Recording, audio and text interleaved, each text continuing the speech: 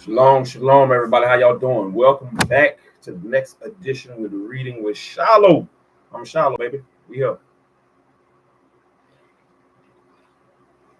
We are here, ready to start the next book. A book by Mel Watkins, On the Real Side. On the Real Side. It's a pretty hefty one, man. It's a pretty hefty one. So I hope y'all ready for the long haul. For the long haul, baby. It's like going cross country. Reading this book gonna be like going cross country. But hopefully, I'm excited for this book, man. I think it's gonna be a good one. I think it's gonna be a good one. I think it's gonna be a good one. I think it's gonna be a funny one. Oh, what's up, Miss Jessica? How you doing? Long time no see. But we're going to get into and see what the comedians had to deal with from the time of slavery to Chris Rock. From the time of slavery to Chris Rock. I think it's a pretty funny picture right there of Richard Pryor. Breaking up. So we're only going to do, this is a big book, man. Well, a big book for me. Maybe not for most avid readers, but a big book for me. We're going to start with the introduction. With the introduction and part 1 of chapter 1. We'll see how far we get, man. We'll see how far we get. Hopefully we can push through it. And hopefully there's not a lot of slip-ups. But we'll see. We'll push through them even if they are. So I don't know who Mr. or Mrs. Mel Watkins is, but, we'll have to try to figure it out. We'll figure it out if it's a man, woman. Do they have any other books? What can we find out about them? Let's read a little bit. Through laughing, lying, and signifying, the underground tradition of African American humor continues to transform American culture. This comprehensive history discusses blackface minstrelsy, Stephen Fitchett, and the Amos and Andy Show, folk tales, race records, and all black shows and films. Burt Williams, Moms Mabel, and Red Fox, Richard Pryor, Whoopi Goldberg, and Eddie Murphy. Here in the second edition, featuring the new Afterward, is the definitive account of how black humor has sustained African Americans throughout their history. And Mel Watkins is a former editor of the New York Times Book Review, has written for dozens of major magazines, and has lectured at a number of universities. He's a man, he is the author of Dancing with Strangers, a memoir. We got it for sure. We're going to take it off one chapter at a time. The chapters are pretty big so far. It has, I want to say 13 chapters. Let me see. Yeah, 13 chapters. About 520 something, about 570 pages. We're going to push through it, though. We're going to push through it. So let's get in there. Let's get in there and start it off. So if you're new, welcome. When you read this on the back end, come on in. Get your popcorn, get your pen and paper, take notes if you feel like it. Let's see what we can learn and grow from in the history of comedy from slavery to Chris Rock. From slavery to Chris Rock. On the real side. Acknowledgements. Acknowledgements. Hopefully I don't have to use my dictionary in this book. Hopefully all the words are words I know. Maybe one or two. We'll see. We will see. But just in case, I got my stuff handy and ready. Pen and paper, pencil, dictionaries, and paper. All right. Acknowledgements. My fascination with and curiosity about African humor began in earnest when I heard Richard Pryor's routine in the early 1970s. By 1979, I had decided to research the subject, and during 1979 and 1980, I spent a year in Los Angeles interviewing comedians, comedy writers, and studio executives and gathering material. I thank the Alicia Patterson Fellowship Committee and all those who cooperated with me during that time, especially Matt Robinson, Cecil Brown, comedians Flip Wilson and George Wallace, who was just starting his career, and a host of writers in Los Angeles. I am particularly grateful for the assistance of the late Tony Coles, with whom I spent many hours reminiscing about Black performers in bars off and on Broadway in New York City.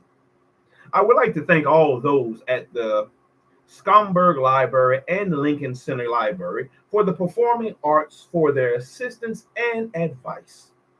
They were instrumental in leading me to the books, references, records, films, and other examples of African American humor without which this study could not have been completed. Many others, like Philip Beggar or Berger, author of The Last Laugh. That might be something I have to look up. Mark it down. The Last Laugh. Philip Berger, Berger.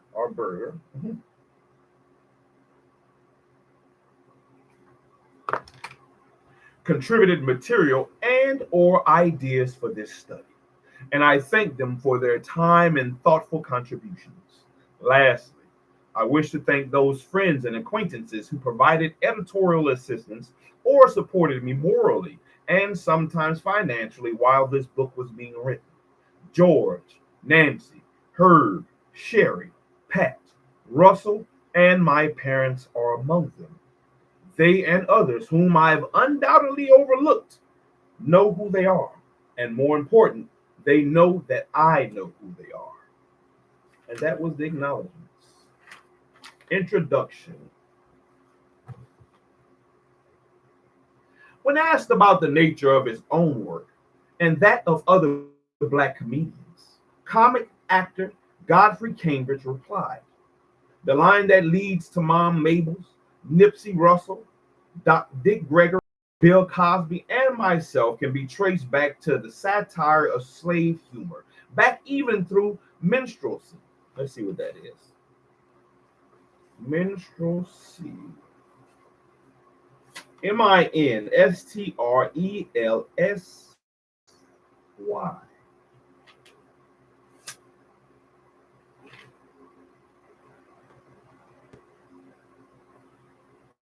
Minstrel. Let's see what it meant. Minstrel, a medieval musician who sang, recited, and accompanied himself of an instrument. Let's see if it's another one. Minstrels.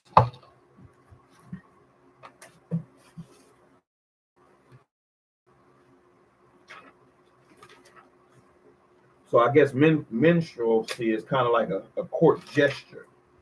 A court jester.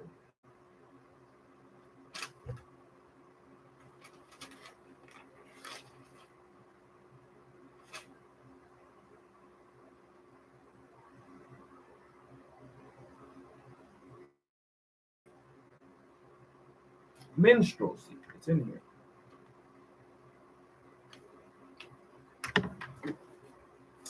Minstrelsy. The singing or playing of a minstrel, a body of minstrels, a group of songs or verse.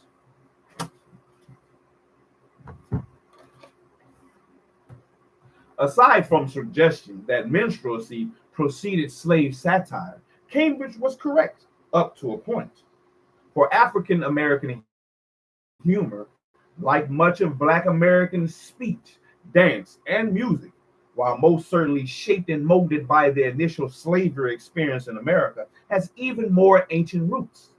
The line that leads to Madley, Russell, Gregory, Cosby, Cambridge, as well as to Burt Williams, Stephen Fetchit, Matten Moreland, Pigmeat Markham, Red Fox, Flip Wilson, Richard Pryor, and comedians of the 80s and 90s, such as Eddie Murphy, Whoopi Goldberg, Sinbad, Damon Wayans and Martin Lawrence actually can be followed all the way back to West Africa, the homeland of an estimated 50% of all Africans brought to the Americas. Still, the complexity of Black humor and its impact on America's larger comedic or comic tradition has been largely ignored. This avoidance is partially the result of the mainstream America's general reluctance to acknowledge Black America's influence on American culture, particularly on an aspect of that culture that, by its very nature, is primarily cognitive of and often critical of mainstream society. For instance, many books on American humor either avoid the contribution of Blacks altogether or dismiss it in one or two short paragraphs. Biographies of the leading white comedians, such as Milton Berle, Groucho Marx, and Bob Hope, while often lauding the achievements of their non Black colleagues, often completely ignore the work of estimable Black comics with whom they performed, or at the very least, with whose work they must have been familiar. When one considers that during vaudeville, some of these comedic stars worked with Black performers who were routinely shuttled from one position to another on Broadway bills because white acts were intimidated by having to follow them, or worse, quite simply fired because they were too good. Such delations seemed suspiciously more mere oversight. In the late 1950s, in an Ebony magazine article, Steve Allen, the versatile entertainer, writer, and humorist who hosted NBC Television's Tonight Show in the early 1950s, argued that our society would not permit the emergence of Black comedians who were the equivalent of Bob Hope, much less any that were the equivalent of Lenny Bruce or Mort Sahl. I've heard Lenny Bruce, but I don't know who Mort Sahl is.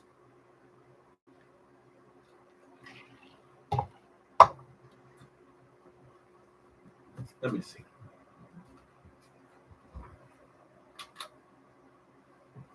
Let me see. Let me see how that works.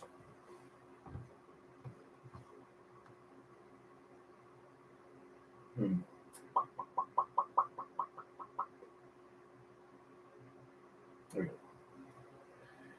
In a more recent book, Allen amended his earlier remarks, noting that the 60s social revolution created a climate in which more cerebral comedians such as Dick Gregory and Richard Pryor could flourish.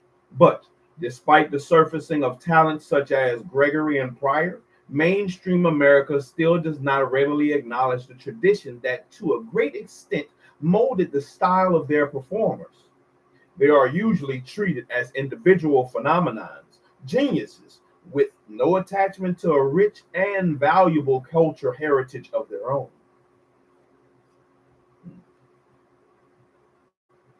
The underestimation of Black America's contribution to the American comic style is partially due to Black sensitivity regarding its own comic tradition. One of the characteristics of Black American humor, as is also the case with Jewish and Irish humor, is a tendency towards self-mockery and self-deprecation. Having been vehemently maligned and negatively stereotyped by mainstream society, Blacks have been understandably wary of adding to the fire by revealing the often denigrating self-appraisals that emerge from their own humor. The furor over the 1950s television show Amos and Andy, a subject that will be treated at length later, is an example of African America's thin-skinned reaction to public performances that disclose heretofore veiled aspects of their private humor. Despite the show's enormous popularity, complaints from civil rights organizations and the Black community about its stereotypical portrayals of Black family life and Black professionals led to its being from the air. On the real side, on one hand, attempts to document the growth and development of the Black American comic tradition and to demonstrate how the tradition emerged as one of the major shaping forces on American humor in general.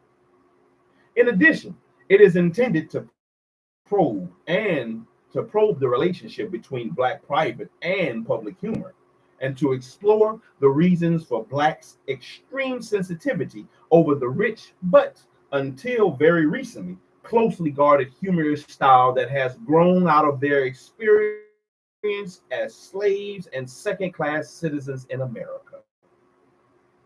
In so doing, it may provide some valuable insight into the nature of life in the United States generally. For as we shall see, comedy, what Americans laugh at, has been a telling index of the American character since the beginning of the Republic.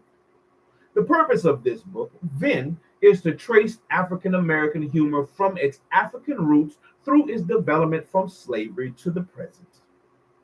The narrative is intended to chart and examine its public expression as reflected on stage, radio, screen, and television, as well as in print.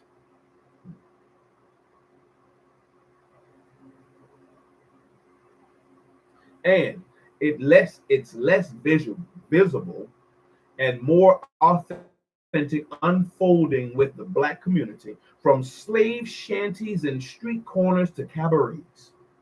The interaction and ultimate merging of these two previously diverse faces have molded African American humor as we know it today. This circuitous evolution of African American humor has also largely determined the structure of On the Real Side. Antecedents. The first section of the book examines the African origin of the humor, its early expressions by slaves, and its initial distorted presentation on the minstrel stage by first white and then Black performers.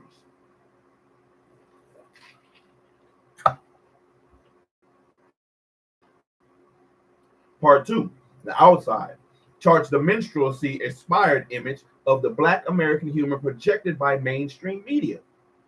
It traces the metamorphosis of the comic Negro from his initial appearance in silent films and on the vaudeville stage, the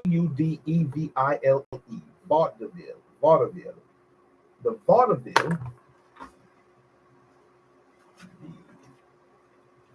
vaudeville, VAU,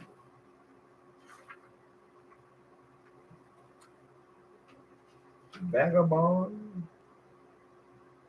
I looked it up before. Vaudeville.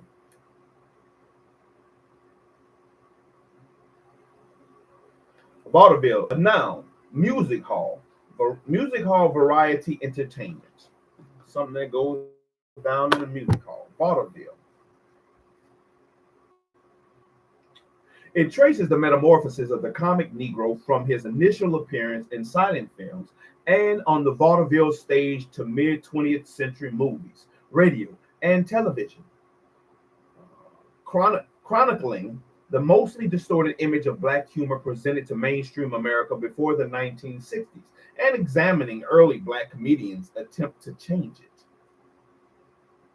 The first section, the inside, examines the humor that originated within Black communities and flourished not only on the street and in folk tales, but also only slightly altered in chitlin circuit cabarets and theaters, Black literature, all Black films, as well as on so-called race records. It concludes with Richard Pryor's rise to stardom and crossover success. Pryor's emergence in the 70s signaled the end of diffident Black comedy. Diffident. Let's look that up. Shit, there's some words already, man. We hit about 4 words already.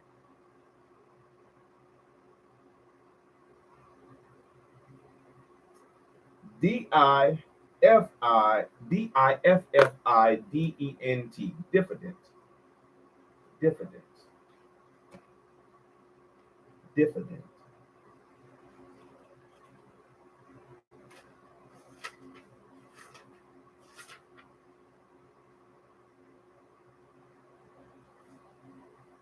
Diffi.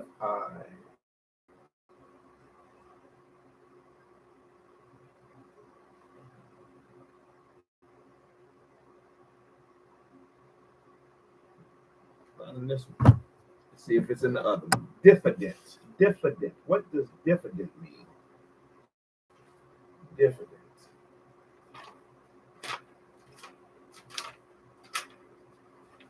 Diffident. Diffident.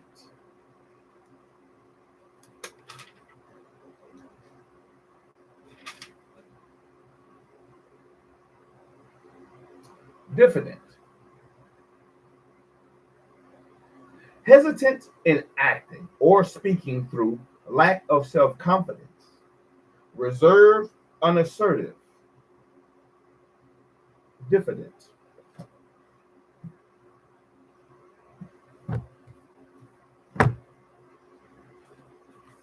Pryor's emergence in the 70s signaled an end to the unassertive black comedy or the diffident black comedy and challenged Americans to acknowledge the full range of African Americans' humorous tradition. Pryor and a few of his 60s predecessors began unveiling the satirical barbs concealed beneath the black gesture's clownish attire. In contrast to Pryor's artful diversity, the new breed of in-your-face comics who followed him in the 80s have mostly opted for the rim-shattering approach to the basketball phenom Shaquille O'Neal. And if some of the subtlety, misdirection, and magic that have previously characterized Black American humor have been lost, the most outrageous and impious elements of African American humor are now being emphasized. On the real side, chronicles of the rise of African Americans, formerly underground humor, tracing the individuals and social currents that expedited their emergence. It is hoped that when appropriate, even as it attempts explaining it, the account may also serve to invoke some of the laughter and pleasure that are ultimately the richest and most memorable issues of African American humor. Yeah, let's see. Let's see. I'm ready.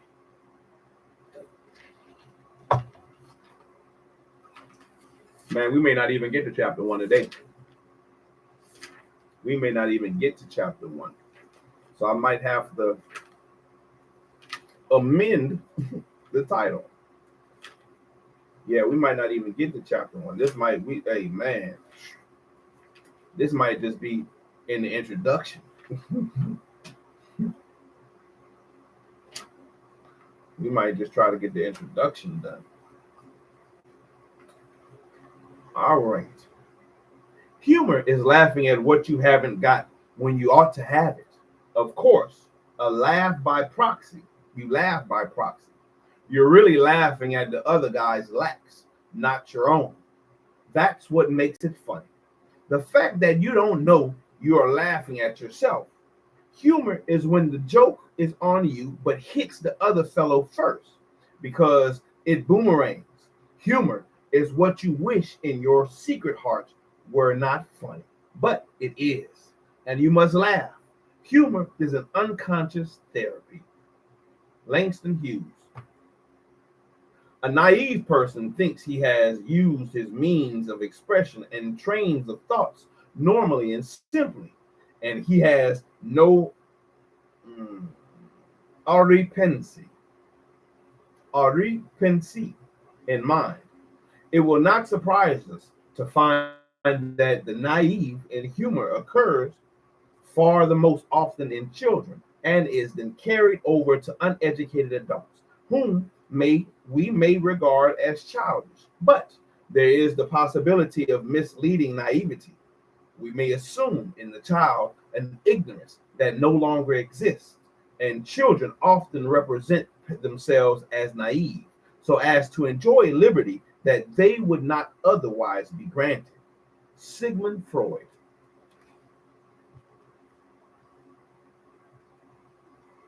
The ambivalence of comedy reappears in its social meaning, for comedy is both hatred and rebellion and defiance, attack and escape. It is revolutionary and conservative. Socially, it is both sympathy and persecution. Wiley Cipher. Number one, humor. As a folksy Southern relative of mine was fond of saying, is something like a rich man's wallet. It is a hard nut to crack. No one seems able clearly to define it or explain why we laugh.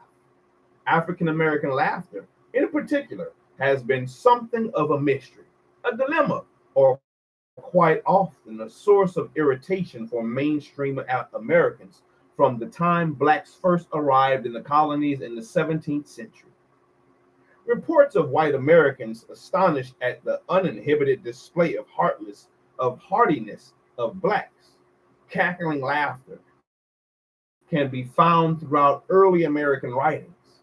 In the early 19th century, for instance, Washington Irving observed that the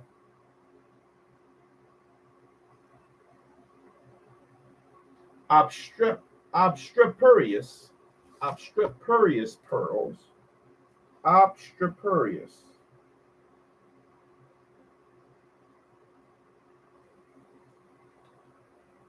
obstroperious peals of the broad-mouthed laughter of the Dutch Negroes, O.B. Streperous, obstroperious. Man, I was thinking I wasn't going to get any words to look up.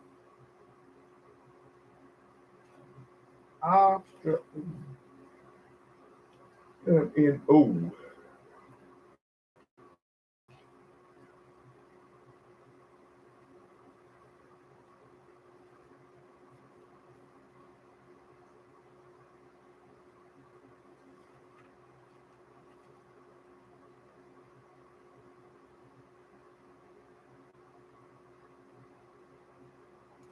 Obstroperious, noisily resisting control.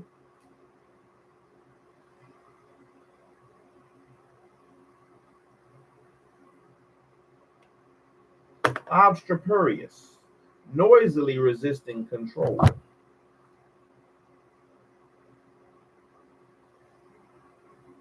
Peals, Peals, peals. Noisily resisting control.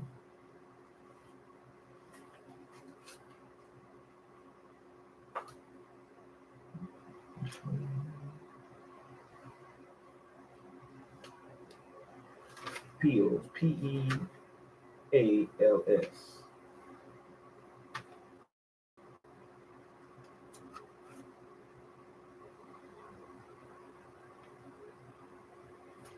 Appeal, a loud ringing of a bell or bells, a sudden burst of noise, thunder, laughter, etc., to ring out, burst into sudden noise. That makes sense. The obstroperious peals, the laughter of the broad-mouthed laughter of the Dutch Negroes, who, like other Negroes, are famous for their risible powers, could be heard at the Battery of New York, even though the blacks were celebrating in a small New Jersey village across the Hudson. In the mid-1800s,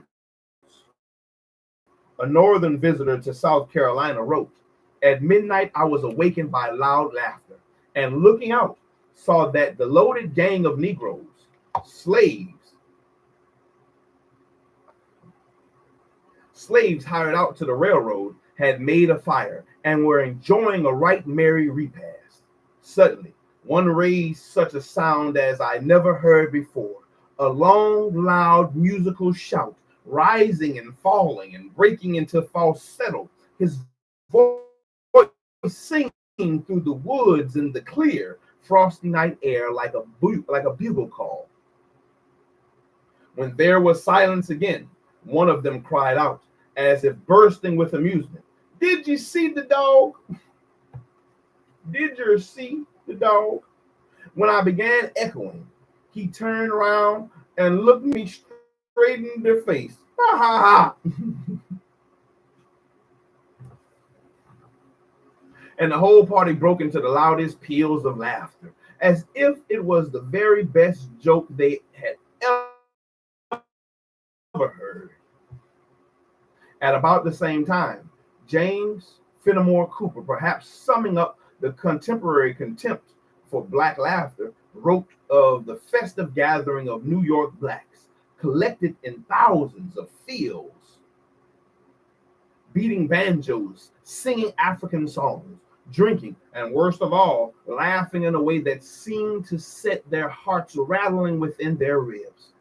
Clearly, the accused laughter of blacks had early in established itself as one of the race's prominent foibles. And this is some good Scrabble stuff right here, man. All these words is good for Scrabble. Foibles.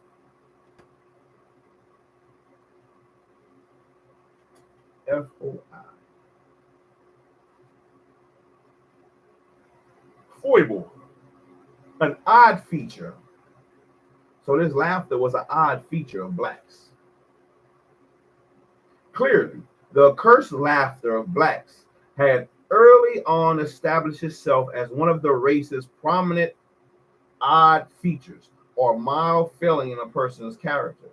Had prominent fad or fad. I like that. Odd feature or fad.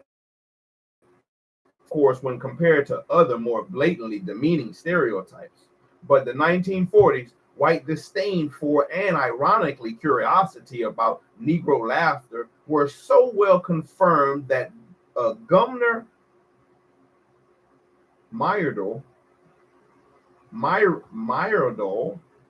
in his massive study of black life in America, An American Dilemma in 1944, confidently that the Negro cackling laugh, which amused the white man and often staved off punishment or brought rewards, was an indication of blacks' ignorance and their accommodation to class. Now, interestingly, these writers and most other white observers conspicuously neglected defining or commenting on the exactly what blacks found so humorous or why they were laughing. African American laughter undoubtedly still causes confusion, consternation, and bafflement among whites. In fact, many whites readily admit that they have experienced some anxiety when confronting a group of blacks laughing inhibitedly, inhibited, inhibited,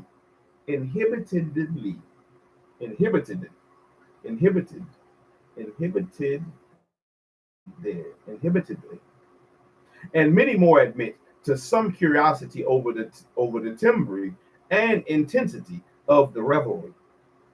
Conversely, most Black Americans have felt that their laughter has been interpreted as inappropriate or aggressive by whites, or at least has been greeted with puzzlement and anxiety.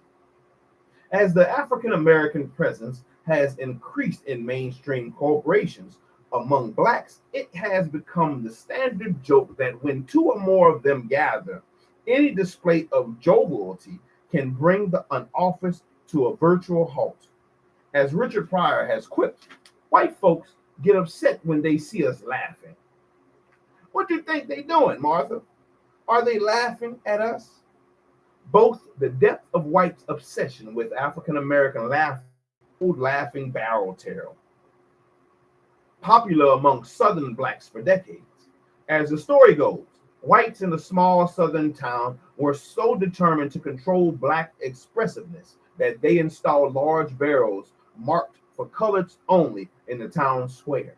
Negroes who felt the urge to laugh were required immediately to thrust their heads into the barrel. The laughing barrels. Let me mark that.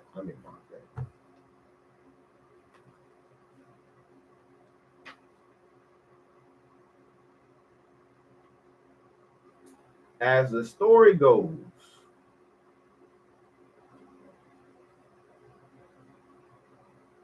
whites in a small southern town were so determined to control black expressiveness that they installed large barrels marked for colored only in the town square.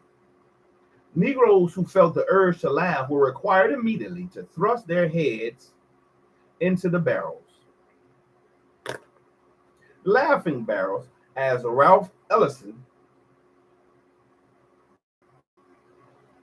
facetiously explained, not only saved many a black a sore behind and the understaffed police force energy sorely needed in other areas, but performed the far more important function of providing whites a means of saving face before the confounding, persistent, and embarrassing mystery of black laughter. While in junior high school in Ohio, I was once caught snickering and whispering to the only other black student in the class about the teacher's rigidly formal explanation of a spiritual that we knew in much less formal manners, much better than we thought. In short time, we were loudly reprimanded, but despite trying to hold back our laughter, a minute or so afterwards, we were at it again. At this point, the teacher, scarlet with anger, approached and menacingly pointed his finger toward me, screamed in his most outraged voice, "You know, you earthling." The word "earth," of course, was not a common term in my working class home. It had never, I had never heard it before, and certainly had never heard anyone express rage in such a curiously restrained manner. If he had shouted that he was pissed off, I might well have understood and responded accordingly with timidity. Instead, I immediately fell into a fit of laughter that overwhelmed any fear that I might have had of the adult authority figure before me.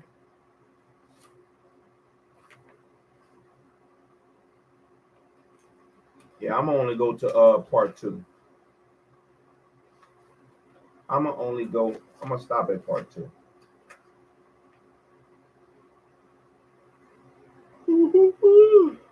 That give us like 5 pages. I'll stop at part two and then come back the next session tomorrow and read part two all the way.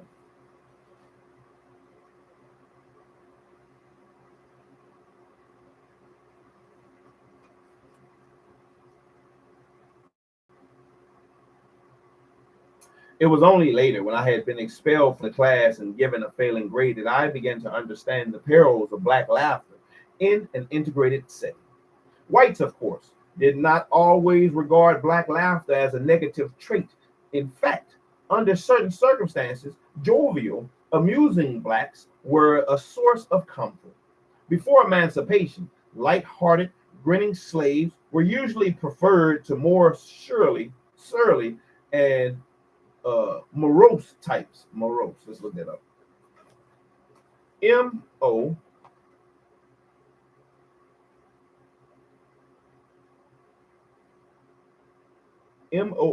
Morose. Morose.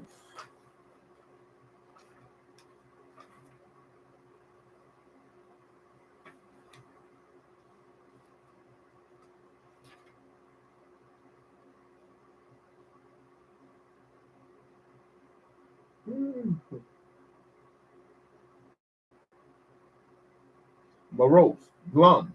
sour-tempered, and unsocial.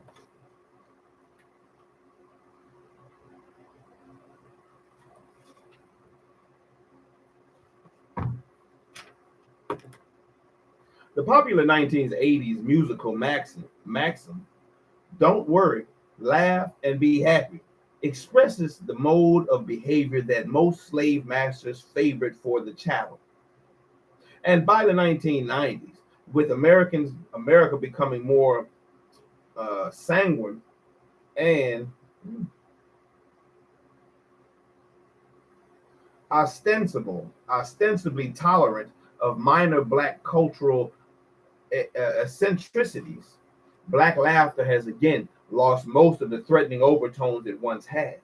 In fact, when employed by professional entertainers, it may even become a comic signature, of a source of comfort and instant recognition for the audience, and a critical part of the entertainer's comedic arsenal. Black minstrel performers such as Billy Cursans, whose uproarious, uproarious broad-mouthed laugh could be sustained even while he clenched two billiard balls in his jaws, discovered this as early as the 19th century. Sammy Davis Jr.'s thigh-slapping, foot-slapping laughter was, of course, as broad and expansive as his legendary talents and almost as extravagant as his jewelry. By the 1980s, Eddie Murphy's outrageous, cackling laugh. I forgot how he used to do it. Cackling laugh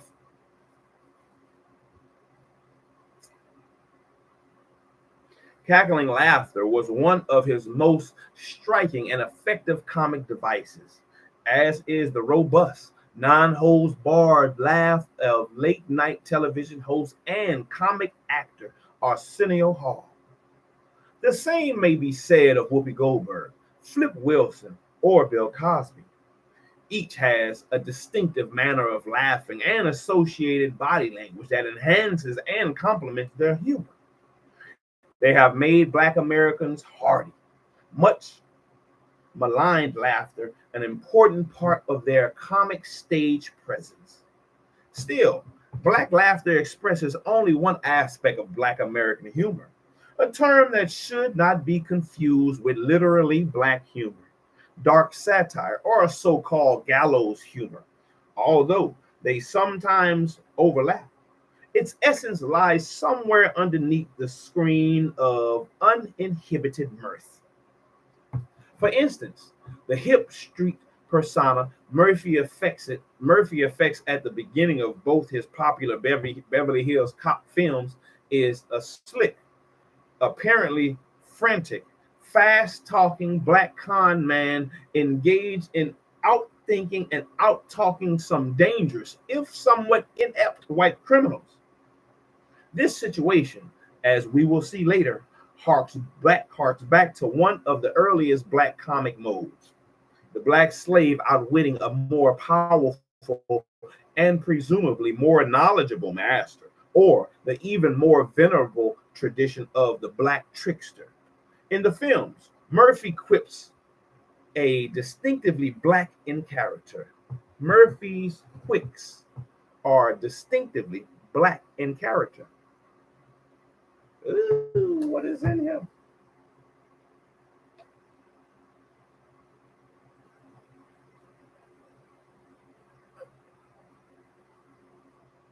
I don't want that nasty stuff that's in there.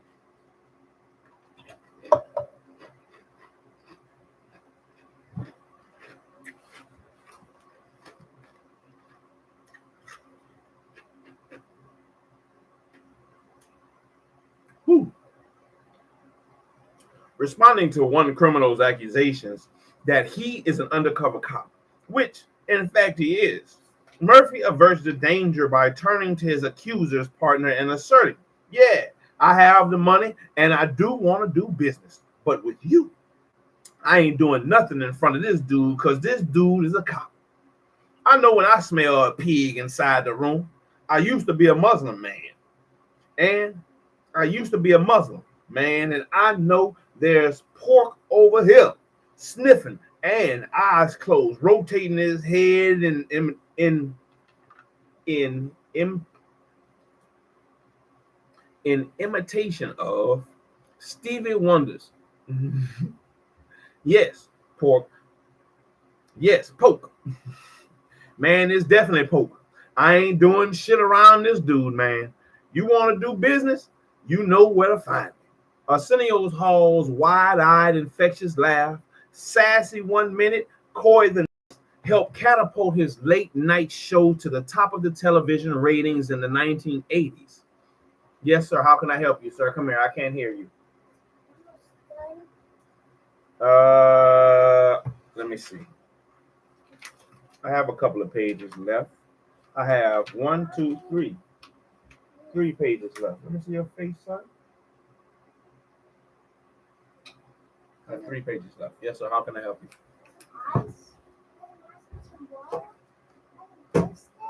Bitch. That motherfucker got on me, boy.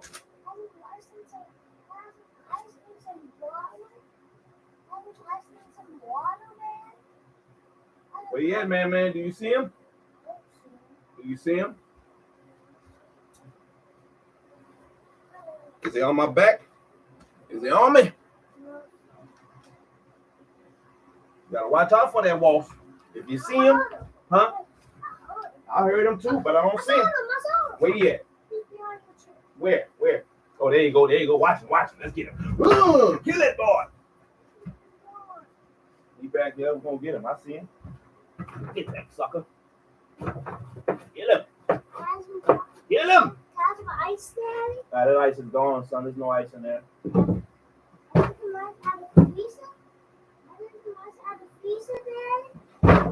Not when I'm done. I'll get you some. Oh, there you go. Got that boy. Got that boy.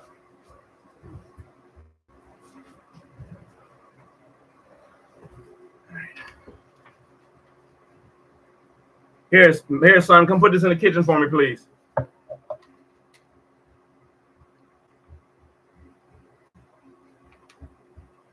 Thank you very much.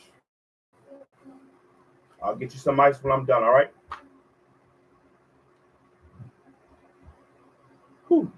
Arsenio Hall's wide-eyed, infectious laugh, sassy 1 minute, coy the next, have catapulted his late-night show to the top of the television ratings in the 1980s. It also helped take the edge off satirical pot shots he aimed at celebrities ranging from Madonna to Jesse Jackson. I took my bus fare and went to the state fair. I had a corn dog there. It was medium rare. Now I need Medicare. Keep hope alive.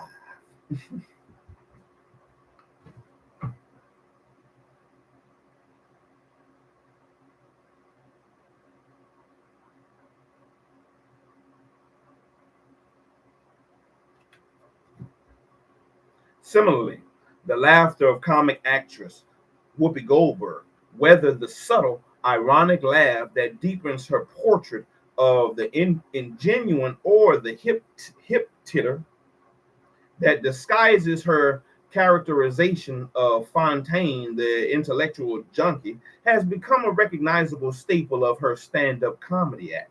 But Goldberg's humor, when focused on racial subjects, incorporates other more fundamental aspects of Black Americans' culture and viewpoint. In her 1988 cable television special, Fontaine, Why Am I Straight? For instance, the hip laugh conceals the irreverence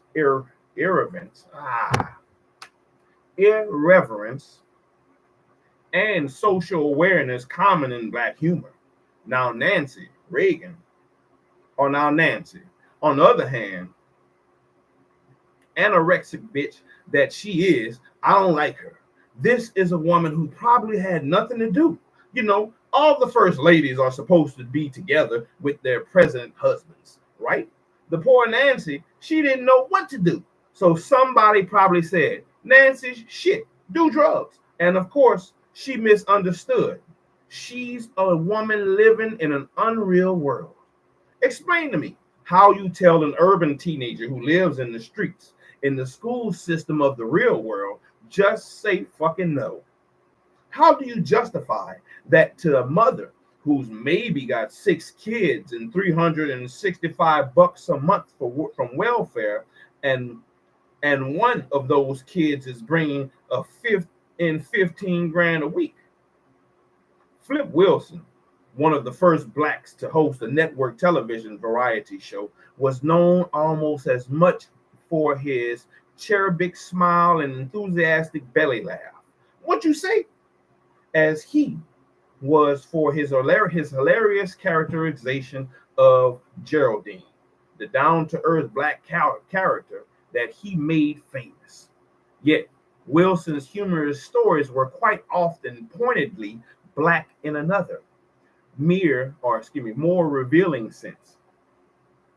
The imposition of black dialect and black attitudes onto famous historical figures was a hallmark of his comedy style. In his various versions of the discovery of America, Christopher Columbus approaches Queen Isabel Johnson and informs her that if he doesn't find America, there'll be no Benjamin Franklin, no Star Spangled Banner, or Home of the Free, and no Ray Charles. The frantic Queen responds, "Ray Charles? You gonna find Ray Charles? He in America."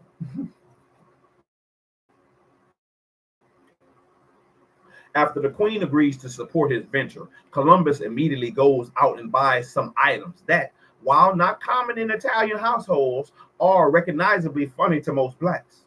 3 used ships, 2 pairs of fatigues, some shades, 2 chicken sandwiches, 3 cans of Vienna sausages, 5 cases of scotch, a small 7-Up, and a new rag to tie his head with. Wilson's Cowboys and Colored People bit, which involves a dialogue with an Indian named Henry, offers another example of this wary racial humor. The biggest thing that happened to you Indians is when they put you in on the nickel. They put a buffalo on the other side, Henry. If you guys belong to the NAACP, we'd have you on a quarter. Maybe we'd change the name. Maybe we'll call it the National Association of the Advancement of Colored People immediately, and the Indians on the gradual basis.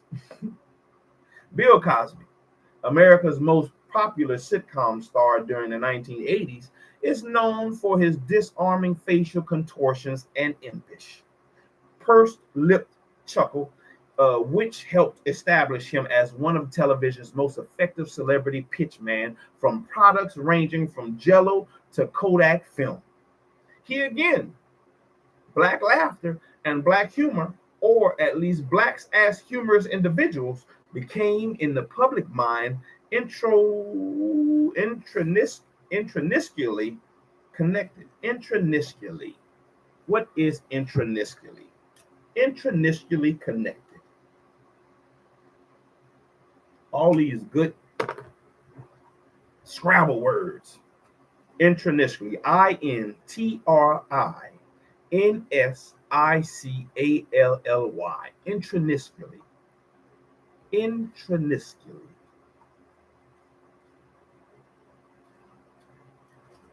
Let's see. Introvert. Intrinsically.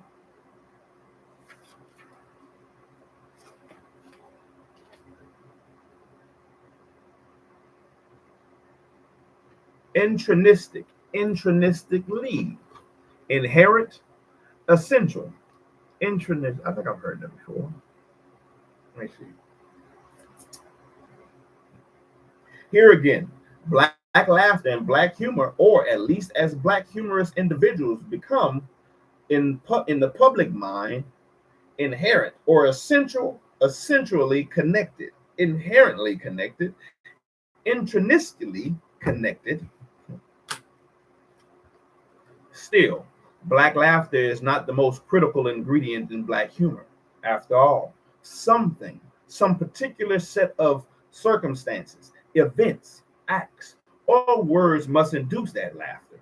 and it's easy to enumerate examples of what most would consider black humor. It can be as simple as when Mom's Mabley walked out onto the Apollo Theater stage, scanned the audience with a tired, exasperated look, and said, "Yeah, I know how y'all feeling. Yes, chillin'. Mom knows." It is as readily accessible as a group of black schoolboys standing on a corner playing the dozens. Dwayne, your mama is like a doorknob. Everybody done had a turn. I don't play that shit, my man. You better get off my mama, because you know I just left out your house and got off yours. It can be seen in the comments of two elderly, well-dressed black men who, sitting on a Harlem bench, observed a black teenager hip-hopping by with his baseball cap worn askew in the 90s fashion. "Look at that boy," one said. "Ain't he something?" "Yeah," the other offered. "Got his hat all turned around on his head. Fooled and forgot where his face is." Or in the cinema exchange between their fictional counterparts, Sweet Dick Willie.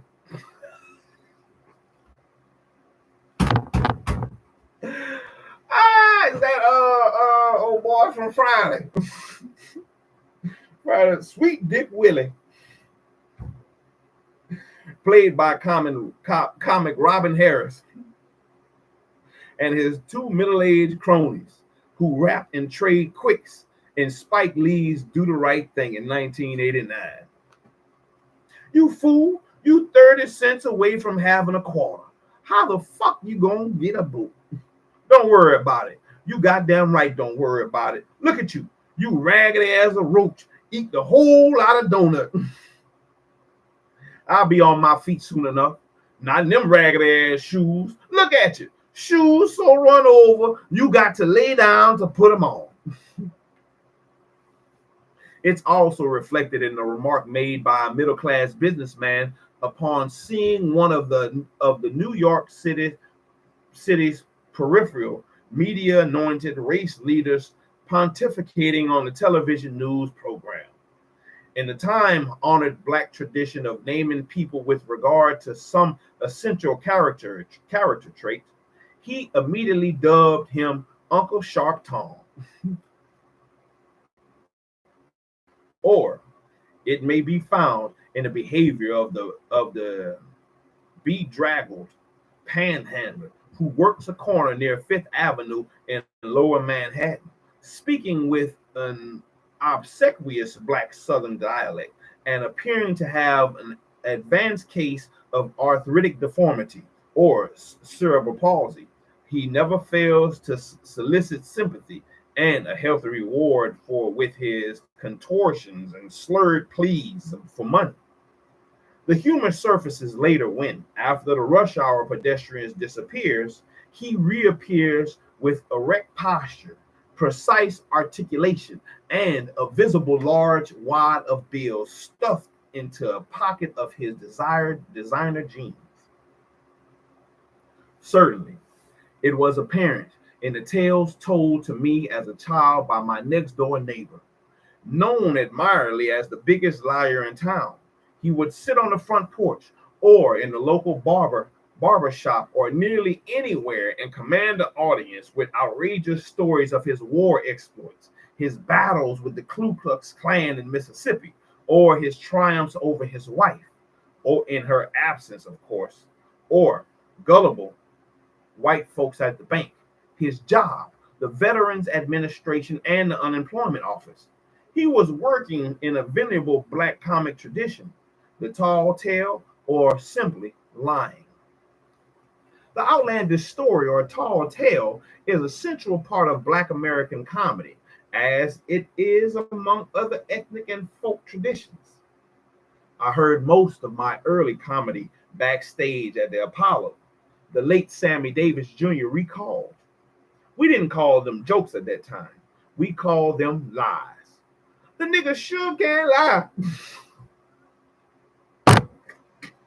That nigga sure can't lie was a common phrase at that time. I would imagine it is still used today. Indeed, it is. If Richard Pryor's down home Rankin-Tyre Mudbone, one of the most eloquent and popular purveyors of the tall tale or big lie in modern comedy, had a real life prototype, it was surely someone like my irreplaceable neighbor. In fact, I believe it was in the mid 50s when I first heard the line about fighting in World War II at the Battle of Chateaubriand, used by Pryor as Mudbone in the 70s. I'm gonna have to look it up because I know I'm probably saying it wrong. Chateau Chateaubriand. Chateaubriand. As my neighbor chronicled his heroic efforts in saving the Allies. By the 1980s, black humor, like black music, had become so much a part of mainstream American culture that it could even be seen as primetime television sneaker commercials on primetime television sneaker commercials like the popular Bo Jackson Knows Bo Knows spots or the series of ads that featured the popular young comedian Sinbad. In the Jackson commercial, the superstar athlete demonstrated his skills in various sports, including baseball and football, and representative sports celebrities acknowledged his expertise. Finally, after Jackson was shown flailing away at the electric guitar, blues singer and guitarist Bo Diddley appeared on camera. With a cynical grin on his face, the musician said, "Really, Bo, you don't know Diddley?" Sinbad showcased his comic talent in a variety of street corner basketball vignettes. The funniest, which mirrored Eddie Murphy's slick rap in Beverly Hills Cop, features Sinbad introducing a motley crew of playground misfits and cast-offs as he tried to talk two foreign television executives into backing televised broadcasts of a schoolyard basketball league. In short, black humor and its insistent companion black laughter can now be found wherever blacks are found, or in some instances, wherever they might be expected to appear. By the mid 1970s, Black American humor had come out of the closet, or as it were, the Black community. But it continues to provoke some peculiar reactions and curious consequences, and peculiar consequences.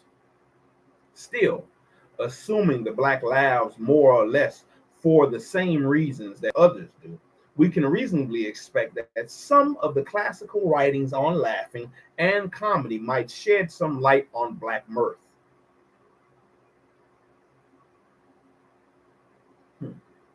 From Aristophanes to the present, philosophers and pundits have been fascinated by geogeny, or the study of laughter and humor. Aristotle, having provided an accepted theory of tragedy, went on to suggest that we laugh at the incongruous or the antithetical. Incongruous or the antithetical. Man, these some words in here, boy, that I didn't think was going to be in here. That is, the contrast between what is presented and the way it is, whatever its limitations. That definition has stood the test of time. It readily explains such present-day comic personas as the impeccably dressed but obviously inept and bumbling executive or politician. It also accounts for the usually hilarious reception accorded black comedian Robert Townsend when he appears on stage dressed as natty hipster attire and with an upper class British accent. delivers lines such as, "I like to say tonight that I haven't changed. I'm still that same old black boy from the ghetto. Truly, I am, I am, I am." In 1650, but sudden glory arising from sudden conception of some eminency in ourselves. By comparison with the infirmity of others, Hobbes then warned against those who laugh too heartily and too often, since laughter, in his view, is most common among those overly conscious of the paucity of their own ability and therefore driven to observe the imperfections of others. Ooh-wee. A few centuries later, the creator of the Little Abner comic strip, Al Capp,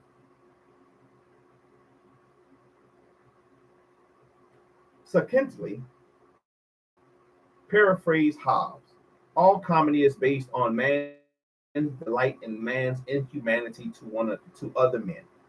This is a somewhat narrow and gloomy depiction of the human spirit, but when we consider the usual howls of laughter solicited by the unfortunate victims of the Three Stooges slapstick routines, Bud Abbott's physical abuse of Lou Costello, or Oliver Hardy's abuse of Stan Laurel, we are forced to admit that Hobbes was on to something. We should all pause before giving vent to uninhibited amusement at someone else's misfortune, particularly if we heed Gold's suggestion that men show their character most clearly by what they find amusing. Unfortunately, Hobbes, one more page, son. I got one more page. Yes, sir. One more page, and then I'm done for today. What I told you about messing with your face. Okay, what do you need to do again? So what you need to do? Okay. Can you do that? Okay, make it happen, Captain.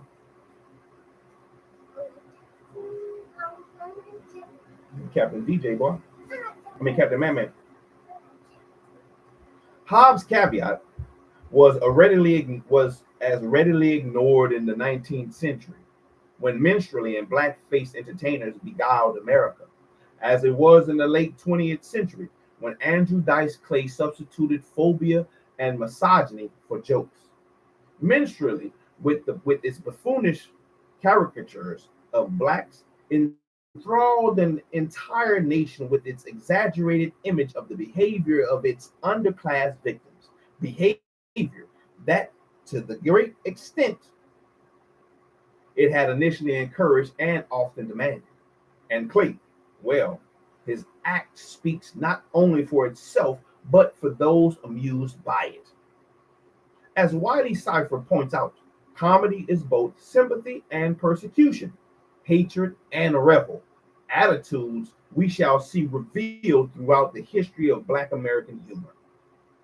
Sigmund Freud, of course, wrote extensively on the subject of humor and laughter.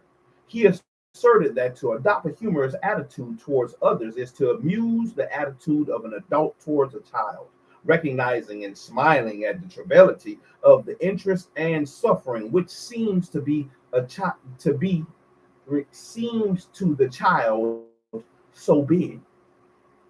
On another occasion, and in a slightly different veil, he argued that we often laugh because of our awareness of the disparity between a perceived action, such as that of the clown or a bungling comedian, and what we know is possible for us. Such laughter provides an outlet for sublimated aggression. Charles E. Schultz, in his book Political Humor, comments that the pleasure of such humor is in the feeling of release from the tensions of repressing an impulse to the aggressive, and also in the sense of superiority at the successful exercise of the prohibited aggression. Man.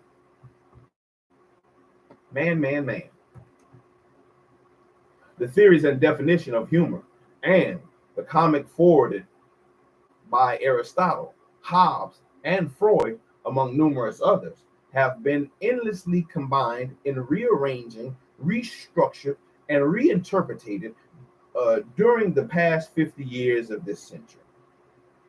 At the second International Conference of Humor held in Los Angeles in August 1979, a group of scientists, psychologists, and scholars from other behavioral disciplines upheld the three principal theories of their noted predecessors: that humor is based on the sense of superiority, or on the juxtaposition of the two incongruous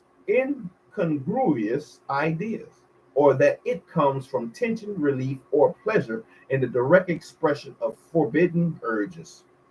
Even so, those scientists and other researchers using modern cognitive and sociological theories have demonstrated that there are many more variables to human than we or previous theories might have expected. For instance, according to Norman in Holland, researchers have shown that specific groups of people return to their own favorite subjects for joking. Jews tell Jewish jokes, he writes. Soldiers joke about death and army food. Hospital patients tell jokes about being flat on one's back. Americans joke about apparent jokes are apparently more aggressive than those of other nationalities. Different cultures choose different subjects for jokes. The Chinese jokes about social relationships. Non-literate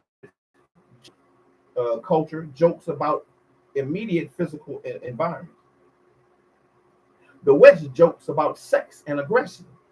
Black Americans, I might add, often joke about the hypocrisy of American society, as well as racism and the raft of outrageous stereotypes that racists have concocted.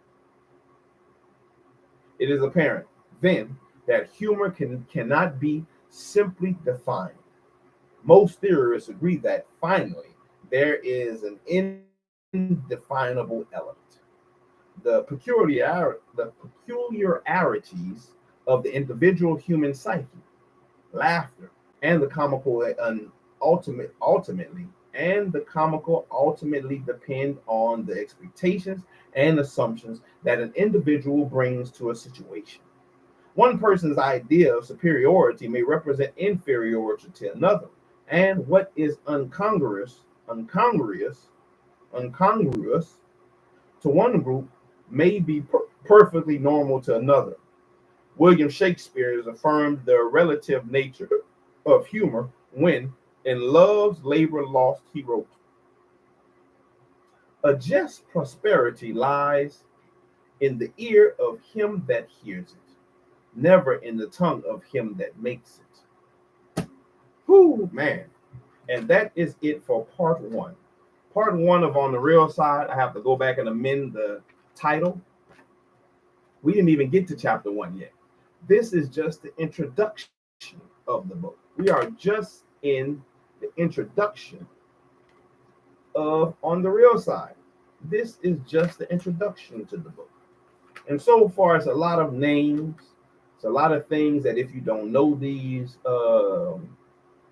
these comedians, it can kind of be kind of hard, I think. It kind of be kind of hard to kind of get the gist. I think knowing these comedians makes it better. We'll come back with part two. This is part two. Before we even get to chapter one. We haven't even got to chapter one. So we'll come back with part two on the next session of Reading with SHILO. That's it for today, or at least for right now. That's it for right now. I was stumbling over words. It was a lot of words to look up. Let's see. 1, 2, 3, 4. Yes, sir, I'm done. I'm done. Well, it wasn't a lot. 4, 5, 6, 7. 7 words. 7 words that had to get looked up today. Yes, sir.